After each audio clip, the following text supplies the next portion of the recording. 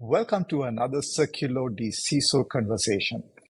We bring various professionals to the platform to discuss cybersecurity topics of interest to the community of IT, risk, compliance, governance, legal, and cybersecurity professionals.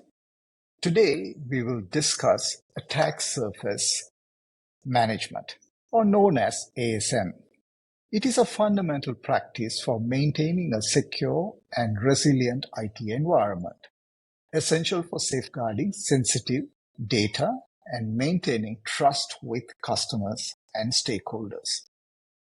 ASM helps organizations to proactively manage their security posture by minimizing potential entry points for attackers, thereby reducing the risk of cyber attacks and data breaches.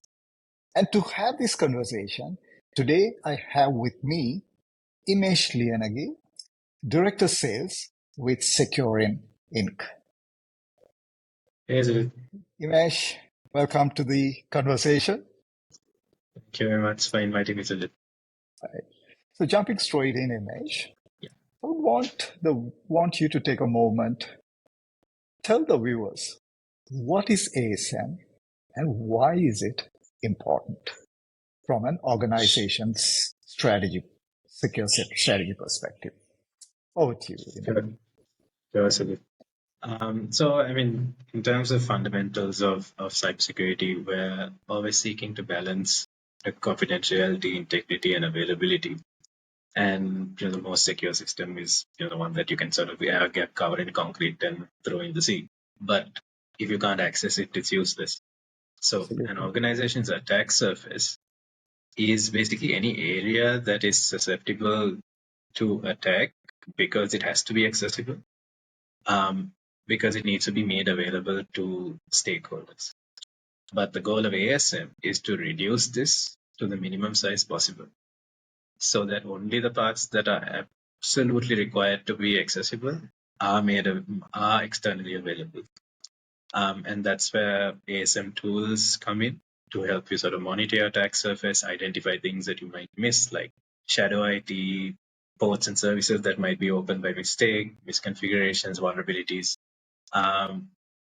and basically how to detect those and monitor those on a continuous basis. That is basically the process of ASM. Because when you consider things like let's say a remote employee is logging into your network using his own personal device. There's a malware infection, credentials get stolen, and then either the malware author or they resell it on the dark web, and then that information is floating around about your organization in the deep and dark web, available for anyone to purchase. So that is also a part of your attack surface, right? But it's something that you might not know even occurred. So when you consider your attack surface as all the known knowns as well as the unknowns, and then you start to monitor all of that and minimizing that as well, that is where we get to the sort of true attack surface management. Shannon, going by what you're saying, so typically the presumption is that anything which is exposed to the internet will be subject to an attack because it is accessible to the external world. How about the internal assets? Should that also be monitored as part of this attack surface management? Definitely. Anything that you see in the external attack surface is usually a symptom of something that's happening internally, right? And it's also a bit of a gray area. You can't exactly segment an external and internal attack surface so cleanly anymore because an external attack surface, could just be things that are outside your sort of firewall's perimeter. But if there is malware on a user's device that then they come and plug into our office and that comes through, that still the blast radius includes your internal attack surface, right? And the attack surface as we know it is also changing. It's not like a couple of decades ago where you had to physically be in your office to use your computer. There's SaaS services, cloud services, there's bring your own device, people working remotely, outsourced employees, contract employees. So the attack surface that IT has to monitor has increased. And also organizations are more and more interconnected. And what underlies this interconnectivity is APIs usually that are used to make sure that they are integrated. But do we monitor whether it's only the necessary APIs endpoints that are exposed? What about the infrastructure that those APIs are running on?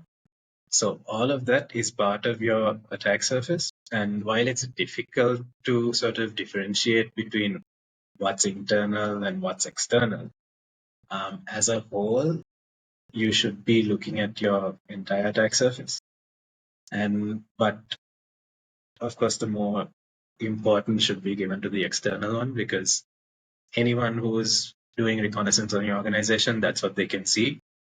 There's a little bit more effort involved to get into your internal attack surface. Perfect. So Imesh, another context or the way I would like to see it is, typically we say what you can't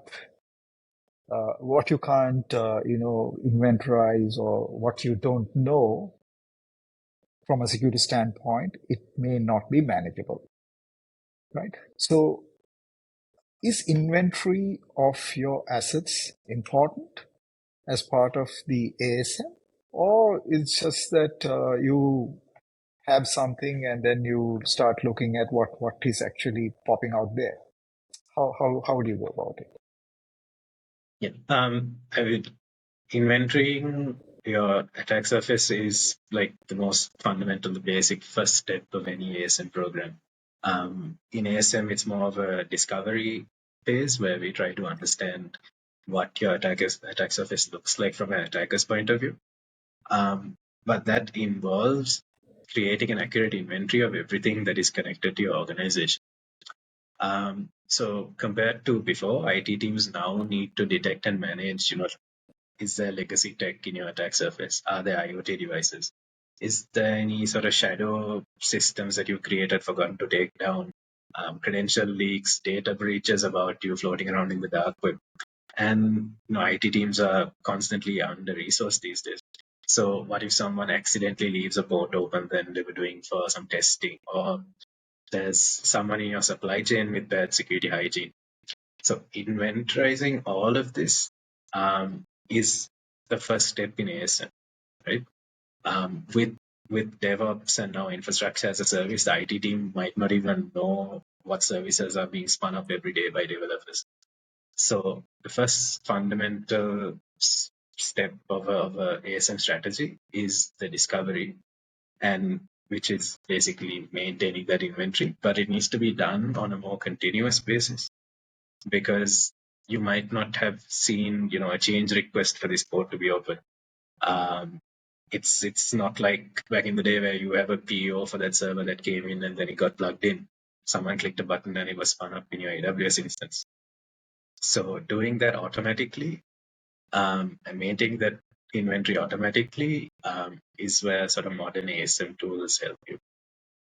So what I'm hearing from you, Imesh, discovery is the essence of everything, right? So you discover, you create an inventory, you continuously monitor, because changes can be dynamic.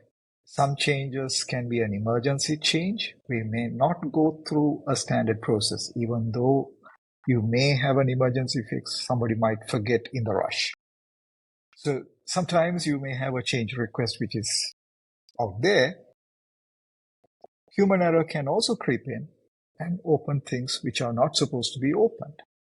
Or sometimes you have decommissioned a service, but that port can still continue to be open. So these are discoveries. So it is important for all of us to understand that discovery of not just asset per se when we're talking about APIs or endpoint or a specific infrastructure, we are also looking at port level, different services, different applications which are out there. So Imesh, thank you so much for being part of this conversation. So viewers, we would be doing a 5-part series on this particular topic, attack surface management. So the next topic tomorrow we will be discussing again. Imesh will be back to have this conversation with me. He would focus on how to identify and map the attack surface. Right? So he would delve a little deep into this particular topic and explain to us how this would be done. So Imesh, thank you so much for being here. I look forward to the next episode tomorrow. Thanks for having us. Great speaking to you.